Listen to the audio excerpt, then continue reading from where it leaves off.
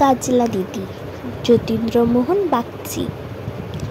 বাঁশবাগানের মাথার ওপর চাঁদ উঠেছে ওই, মাগো আমার শোলক বলা কাজলা দিদি কই?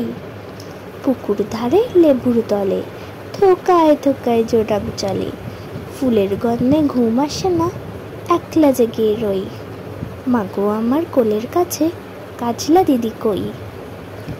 সেদিন হতে কেন মার দিদিরে না ডাকো? দিদির কথায় আঁচল দিয়ে মুখটি কেন ঢাকো? খাবার খেতে আসি যখন দিদি বলে ডাকি তখন, ও ঘর থেকে কেন মার দিদি আসে না গো?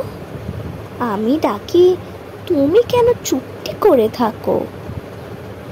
বলমা দিদি কোথায় গেছে, আসবে আবার কবে? কাল যে আমার নতুন ঘরে পুতুল বিয়ে হবে। দিদির মতো ফাঁকি দিয়ে আমিও যদি লুকাই গিয়ে, তুমি তখন একলা ঘরে কেমন করে রবে? আমিও নাই দিদিও নাই, কেমন মজা হবে। ভুঁইপা চাপাতে ভরে গেছে শিউলি গাছের তল, মারাসলে মা পুকুর থেকে আনবি যখন জল। ডালিম গাছের ফাঁকে ফাঁকে বুলবুলিটা লুকিয়ে আছে, উড়িয়ে তুমি দিও না মা ছিঁড়তে গিয়ে ফল। দিদি যখন শুনবে এসে বলবে কি মা বল? বাঁশবাগানের মাথার ওপর চাঁদ উঠেছে ওই, এমন সময় মাগো আমার কাজলা দিদি কই?